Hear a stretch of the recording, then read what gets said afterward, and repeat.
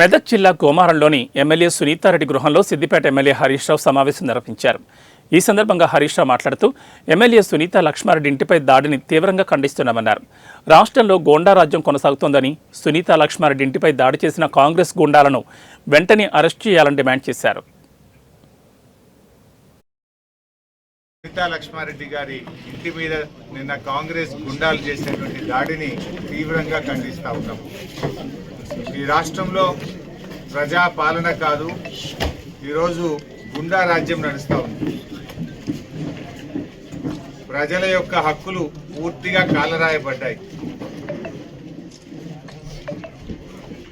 మొన్న సిద్దిపేటలో నా కార్యాలయం మీద దాడి కావచ్చు, నిన్న హైదరాబాద్లో కౌశిక్ రెడ్డి గారి ఇంటి మీద దాడి కావచ్చు, రాత్రి సునీత లక్ష్మారెడ్డి గారి ఇంటి పైన దాడి కావచ్చు. అంటే ఒక గుండా రాజ్యం తలపించే విధంగా పాలన కొనసాగుతూ ఉంది.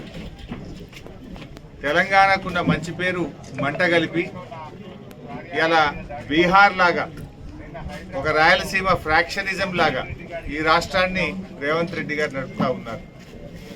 నిన్న సునీత లక్ష్మారెడ్డి గారి మీద ఐజీ చంద్రశేఖర్ రెడ్డి గారితో మాట్లాడాను. వెంటనే కాంగ్రెస్ గుండాలను అరెస్ట్ చేయాలని చెప్పి డిమాండ్ చేయడం జరిగింది.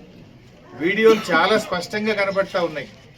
రాత్రి అక్కడికి చేరుకున్నటువంటి పోలీస్ హెడ్ కానిస్టేబుల్ వీడియో తీస్తున్నాడు. కాంగ్రెస్ గుండాల యొక్క అకృత్యాలను, వాళ్ళు చేస్తున్నటువంటి తప్పుడు పనులను వీడియో తీస్తుంటే ఆ హెడ్ కానిస్టేబుల్ మీద కూడా దాడి చేసి, ఆ హెడ్ కానిస్టేబుల్ చేతిలో నుంచి ఫోన్ లాక్కొని హెడ్ కానిస్టేబుల్ నెట్టేస్తే ఆయన జారి కింద పడిపోయింది.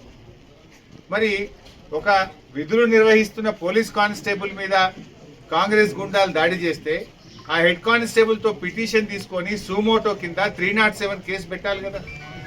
విధులకు, ప్రభుత్వ ఉద్యోగుల విధులకు ఆటంకం కలిగించే సెక్షన్ కింద క్రిమినల్ కేసులు ఎవరి మీద బుక్ చేయాలి కదా. ఎందుకు చేయడం లేదు అని అడుగుతా ఉన్నా. అంటే మీరు ప్రజాస్వామ్యాన్ని రాష్ట్రంలో ఉంచదలుచుకోలేదా?